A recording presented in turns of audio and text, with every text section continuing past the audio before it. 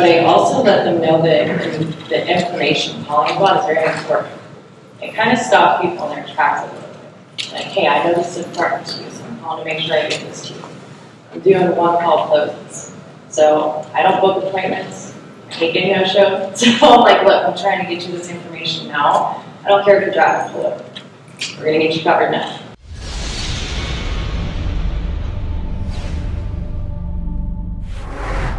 Hello, how you doing? Great. All right. So my name is Brandon Kitchens. I'm Senior Sales Manager from the First Life Marathon.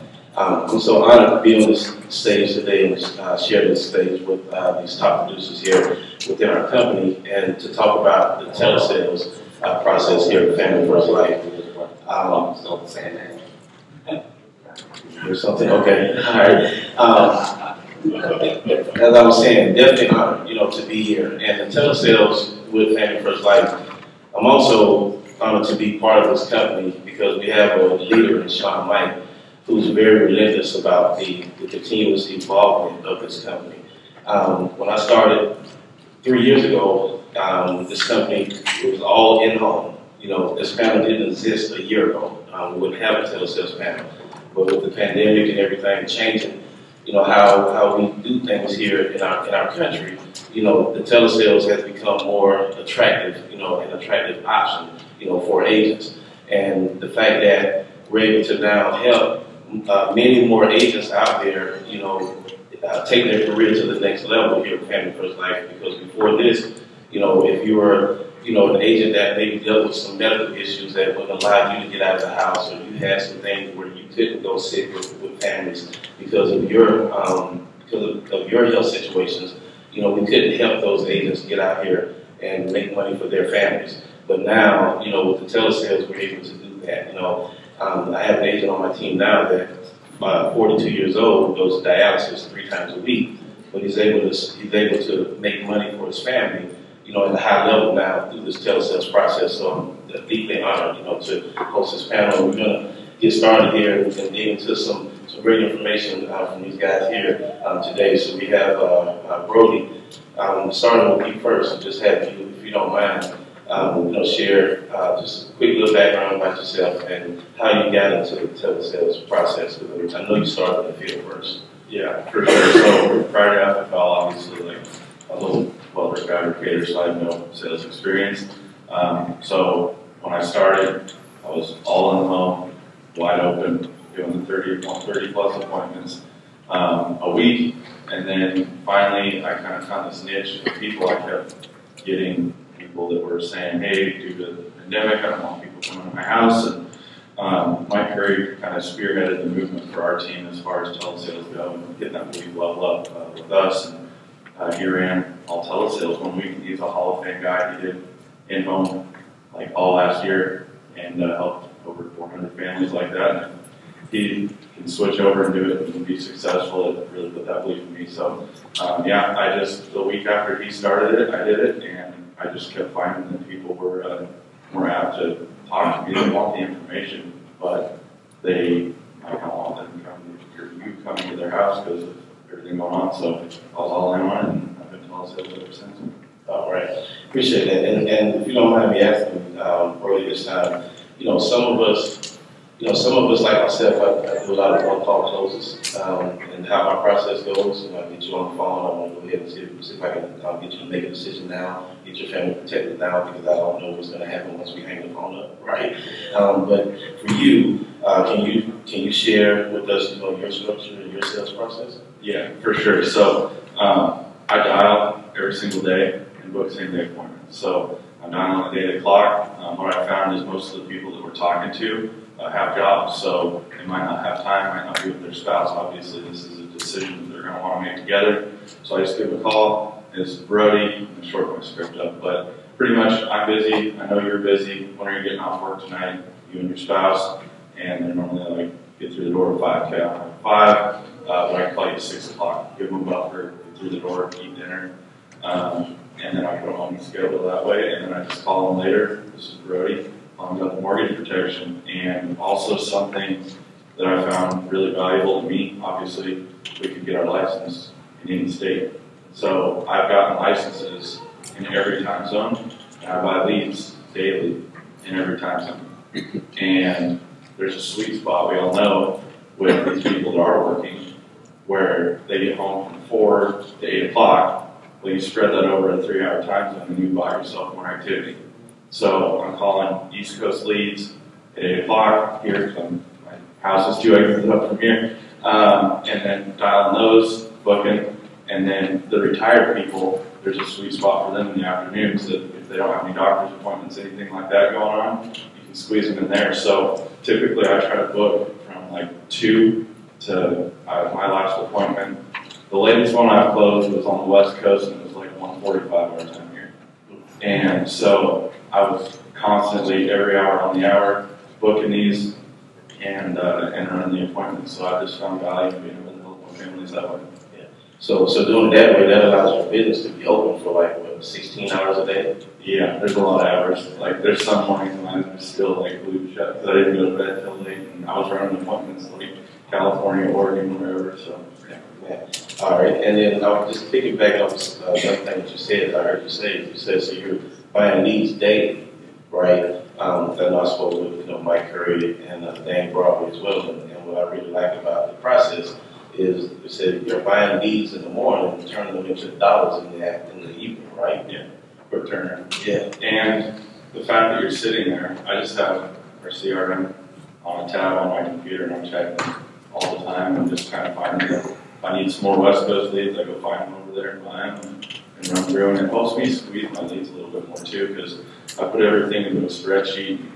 Everything's either green, which means I booked an appointment, red, which means they said no or I couldn't get an appointment with them, or yellow, which means I haven't gotten a hold of them yet. And so I'll dial through my leads that I got that day, go back through my old leads, and I booked just as many appointments off of leads that I bought a week ago. And so everything I try to get in my spreadsheet is either red or green, because that means I'm talking to everybody one way or the other. So resolving those leads. Yeah. Okay. All right. And then the last thing what I would ask is so some of us, dial and book appointments, 24 to 48 hours out, just like you were doing an in-home appointment, right? And the fact that you're booking appointments for that same day, what are you finding in terms of your success ratio? Because we all deal with no-shows, right? So I would think that maybe your no-show rate is a little lower if you book an appointment for 3 hours from now, 4 hours from now, versus 24 or 48 hours from now. Yeah, obviously there's ways, and if you keep the activity up, you're going to just see a trend, and my show rate's like 80% on telesales, and of the 20 that no-show me, I can rebook 10 because I can follow up with them. It's not like I'm running a travel trip over here, and I'm not going to be back there for a month, and then somebody else helps them one way or the other. I can just call them or text them. There's a lot of people that did get off work in time for we do tomorrow. Sure, I'll put you down on my schedule. So I'm talking to a bunch of people, and that's really helped me increase my activity and help a bunch of families. Appreciate you sharing that with us, man. Let's give them a round.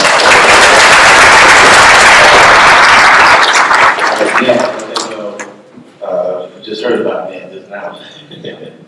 And so that definitely I'm going to share the stage with you, and you and I spoke over the phone, speak over the phone, kind of often as well. Can you please introduce yourself? How long you've been here, and how did you get into the telesales process? Yeah, my name is Nathan Carlo. I've been here, it's going to be about 11 months now, and I started out like everybody else, started out in the field, just running appointments in my local area in Southern California, and eventually, actually the first week of the business, I saw that in CRM for tons of leads here in North Carolina, so I actually picked up, got an Airbnb, rented a car, and came out for the first 30 days of the business and just started running appointments out here. I then went back to Southern California, ran in-home appointments for a month or so, flew back to North Carolina and did the exact same thing for another 30 days, so this was coming in about October, November of last year. And coming back into California, I ran into kind of a cold streak, running appointments, and I just felt like I was spinning my wheels driving in Southern California. It's pretty difficult with traffic, etc. And then my upline, my good friend Al Wamsteg, started getting into the telesales arena. And I had previous phone experience, sales experience. I thought, you know what, let's go and give it a shot. And Been running telesales 100% since November of last year. All right. All right. All right. So, Nat, tell us, for you, I know you're very structured, you know, within your process. Can you share with us, you know, how do you set up your appointment where you're always in front of the objections and not behind the objections?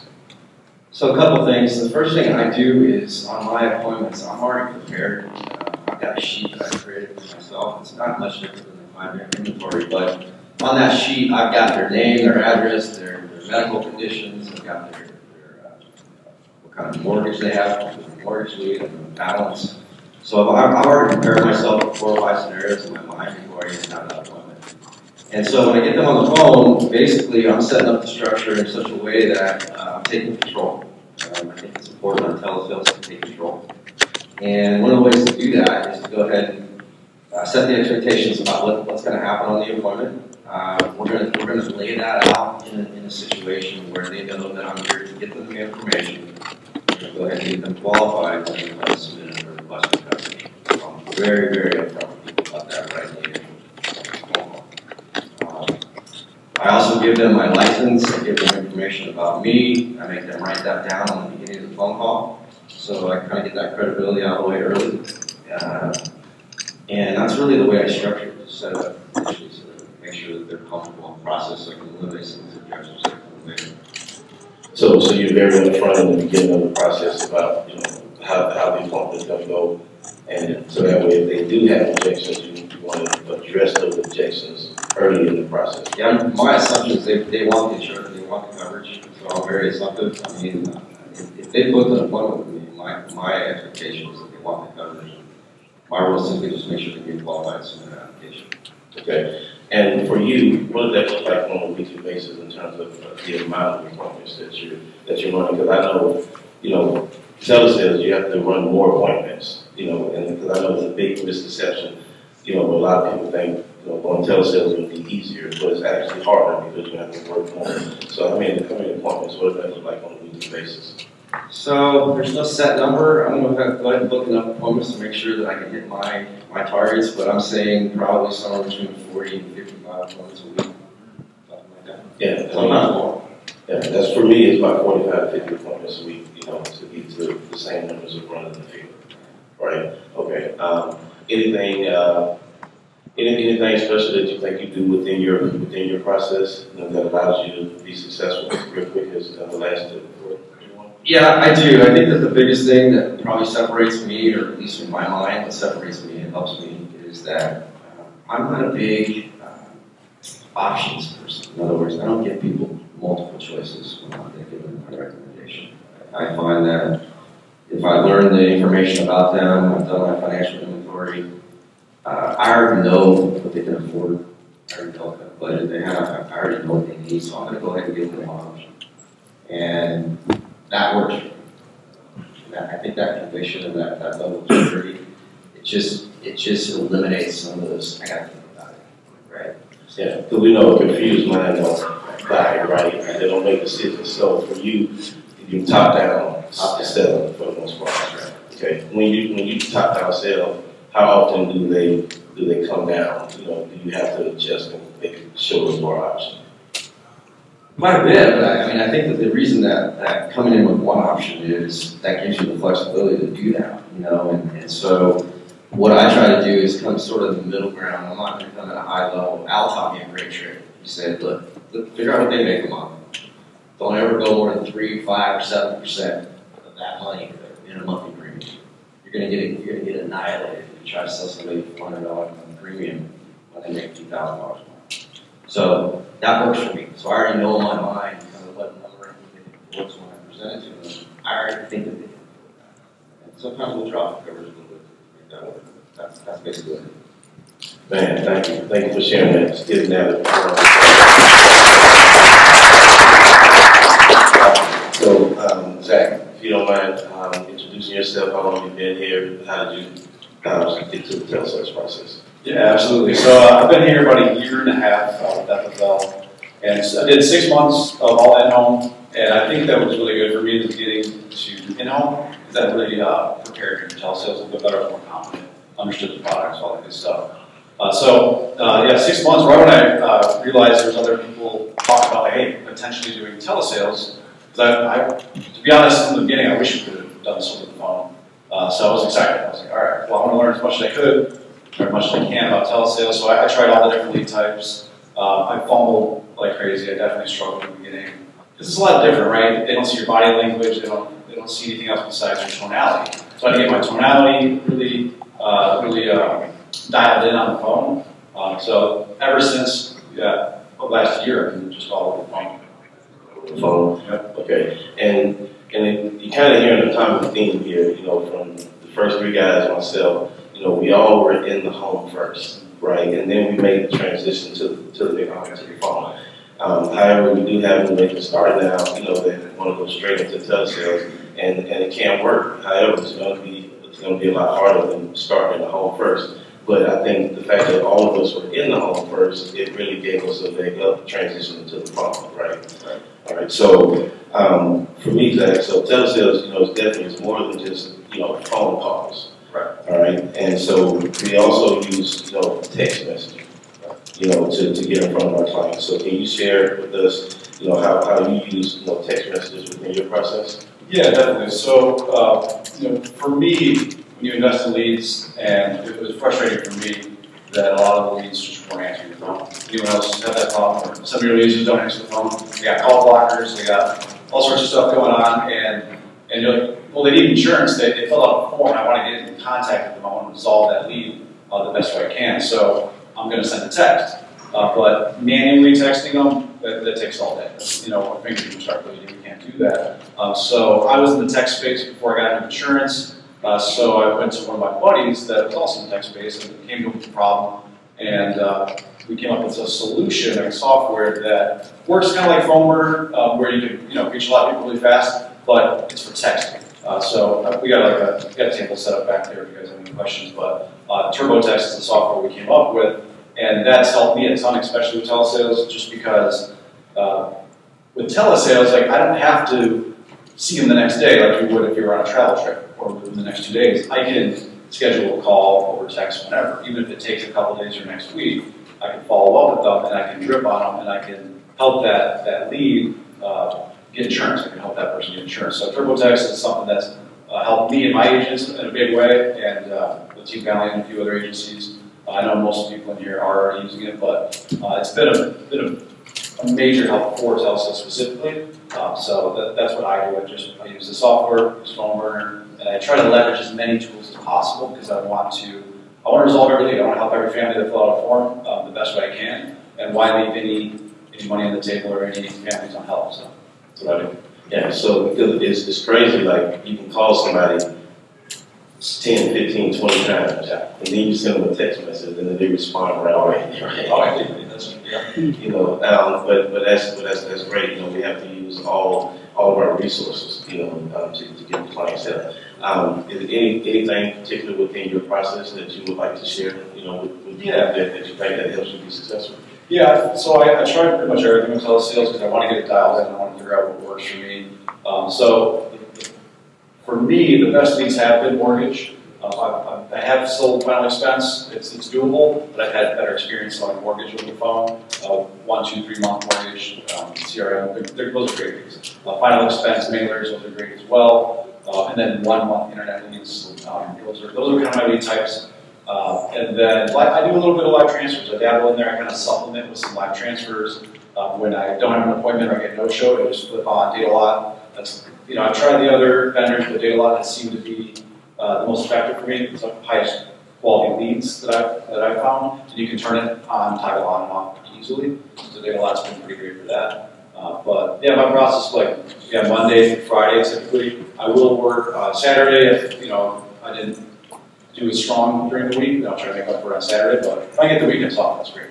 But yeah, just mortgage, 1 month internet, and then I fill the gaps with some live transfers. Yeah, I mean, leads, we can't do anything without leads, right? You know, at the end of the day. So I appreciate you sharing that. Let's give Zach a round.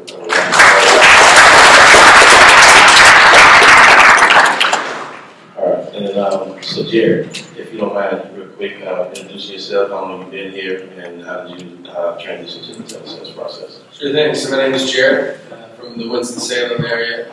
Started back part-time in September of last year. I was just working a desk job. That was after about 7 years. Kind of stuck in that position, and so I was kind of always seeking something new. So I found Family First Life and kind of started part-time. And within like half the month of September, I had tripled what I was doing at my desk job. So I was like, well, here's my answer. So I quit my job in October and I went all in. So I've been here ever since then. So as far as telesales though, I did start in the field just like all these guys. Okay. Up until I guess March this year. It's really when I just decided to make the transition. Okay. All right. And for you, the question for you is, so what leads are you using, like at this point, and what are some of the tools that you use to help you be more efficient, when down? For sure. So like when I started in transition just to telesales, I wanted to get into live transfers because it made sense to me, but I didn't want to just jump right into it because they're pricey, right? I didn't want to go into it blind. So I figured out how to create Facebook ads and generate my own leads. And so I have a schedule where people can pre-book on my calendar. So every day, depending on your Facebook ad spend, you can wake up to 4 to 8 pre-booked appointments plus a steady drip of leads coming in. And so that kind of helped me with my tonality on the phone, figuring out how to be better on the fly because they don't want to be on the phone all day, right? So that kind of set me up to be able to do live transfers. I'm kind of doing a little bit, of. So mainly live transfers? Yeah, live transfers and ad generation. Yeah. Okay. And what does live transfers? What does that look like in terms of how many are you getting a day? What are those leads like in terms of cost? Because I know again, they can be pretty high. Sure. What does that look like? Yeah, so it really just depends. So I use several different vendors, 3 of them, all web leads, Telesales, EverQuote, tried some others too. But yeah, it's most of them are on a bidding system. But to me, I kind of keep a maximum of how much I'm willing to pay for a call.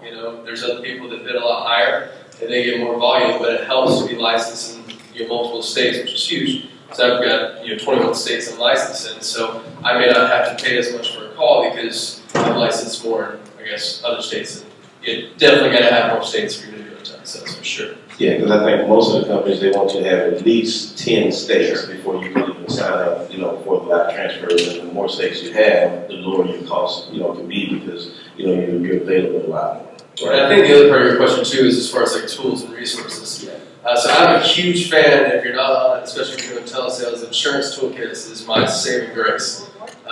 It's so easy. I mean, you sit there and enter their basic information, like how old they are. When you start going through your health questions, you type in the first 3 letters of a health condition, it populates, and it's going to ask like maybe 2 or 3 more questions to find out more details about it, right? So, and same thing with medications, and you kind of learn what medications are for what, because you hear the same ones over and over again. I think everybody's on the same medications. But it really helps you on the fly when they're trying to figure out, oh, I forget what it's called, it starts with a D and it's with this, and you're like, oh my God, because you can kind of type it in. It's just a really easy way to be more on the spot, know exactly what carrier 95% of the time is going to take based off that. Yeah, I mean, and what I like about it as well is like you talk about the insurance toolkit. Especially if you've never been in insurance, you don't know about these medications. A lot of times, a lot of these medications are used for multiple things, and so a client may tell you that it's for blood pressure, but it could actually be for their heart. But the good thing about insurance toolkits is when you type it in, it gives you all those different issues and things that the medication could be prescribed for, right? Yes, absolutely. And it allows you to be a lot more efficient, on the phone with being able to come back and give them an option versus having to reach out to someone. And be confident when you're applying for something. Yeah, for sure. All right. So, what is one thing that you could share with everyone that you think that allows you to be successful within your process at this time? Sure. I mean, I really feel like I'm just now starting to hit my stride, but of course, that comes with setbacks. You can have a great month and a low month, right? But the main thing is just consistency and just keeping a level head as good as you can. I'm very guilty of always being in my head, but if anybody can overcome that, it's huge because you're going to deal with all sorts of stuff just like you do in the home. And Same thing if you've got appointments booked in your calendar that people book themselves, they still don't show up. You know, people are going to be people. It's just keeping up your activity and, you know, just always be ready to work, you know, because like I said, like he said, different time zones is huge. Yeah, and just piggyback on that, attitude and activity, right? It's all about keep your activity high. It's going to bring results. And just be the professional. Like if you call in for, you know, car insurance and you get some guy on the phone who's being weird about everything, then you're not going to feel very good about it. So just, you know, just be confident in what you're saying, what you're doing. Yeah, confidence is key. Yeah. Thank you for sharing. Sure, thank you.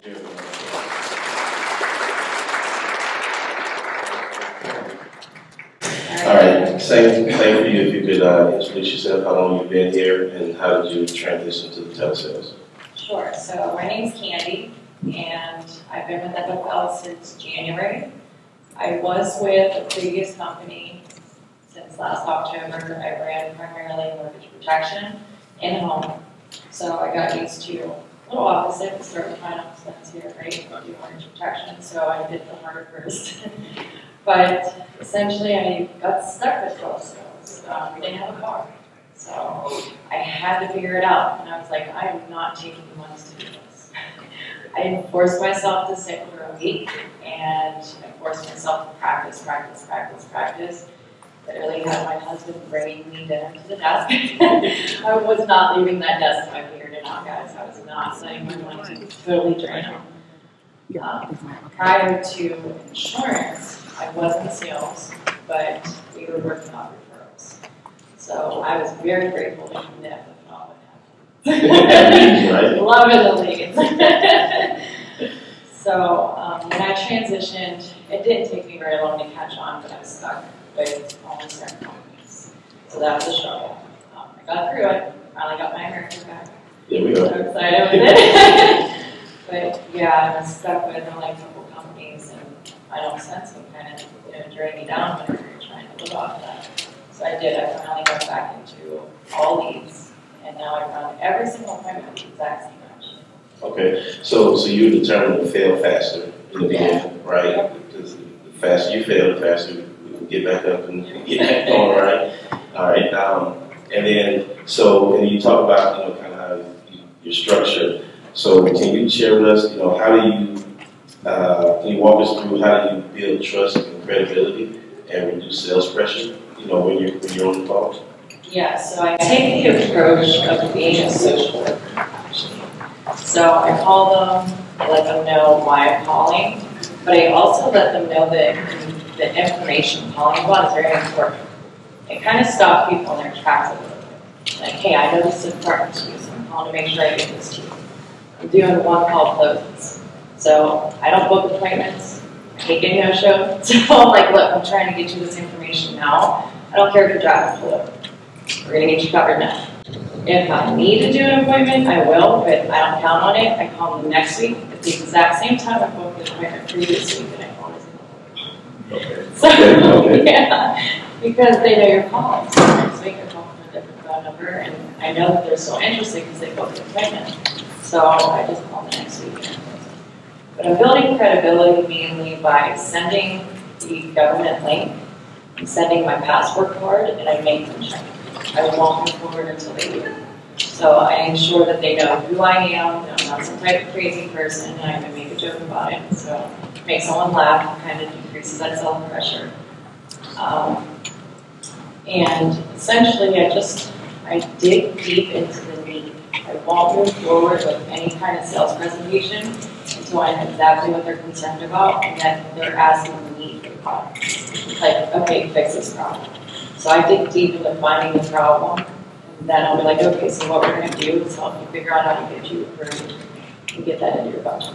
So you're making them, in a sense, sell you on the fact that they need the coverage before you even start to present anything, right? Yeah. Okay. So I just dig deep into the need. I want to know, okay, so I'll paint the picture. If this happens, do you have a backup plan? What is your current backup plan? If they don't have one, I'm like, okay, so what does that look like for your family? Maybe don't lose your phone, maybe don't lose your car. Well, yeah, probably. All right. So let's look into fixing that problem. And basically, I'm going to a no-brainer after that. You know, probably want to fix. Yeah, and for me, I think a lot of, especially like newer agents, we may gloss over the questions, right? Because a lot of times, you know, we don't ask the right questions, you know, the deep enough questions that's going to put their mind where we need to at this time to make the decision they need to make. Do you mind sharing some of the questions that you do ask? Like, so I ask questions about the goals, their future goals. Where do you want to be in 5, 10 years? What's your main concerns now? And if you were to pass away, what would be your concerns then? What do you want taken care of? Do you want your income taken care of? Do you want your final expenses? Do you want education for your children? Do you want your loan and your debts taken care of for your wife? You know, so I dig into everything. okay, and then now when you get to like showing options and things, I know Matt talked about top down selling. Are you showing options, multiple options, or are you top down as well? No, I figure out what they can afford, and basically I find their number, I try to fit it to their budget. If I can't, I explain to them how they can still take care of that by using it as a tool and possibly financing them, things like that. But I give them a number that they can afford, and I give one option. Okay, all right, thank you for it. And then last thing, if you could share with us one thing that you believe that helps you be, you know, successful within your process, one thing that you're doing. Very personal. So each individual, and I can't find a need, I don't even know sometimes. So I tie down really hard with everything. So hey, make sure you give me a call if you need anything. I make sure I let them know it's okay if you can't afford a payment, let me know. We'll try to, so I don't charge them. Right. You gotta make that all okay. You know, things happen, life happens. So give me a call when you're done. Okay. So. All right. Thank you for sharing that. Let's get going.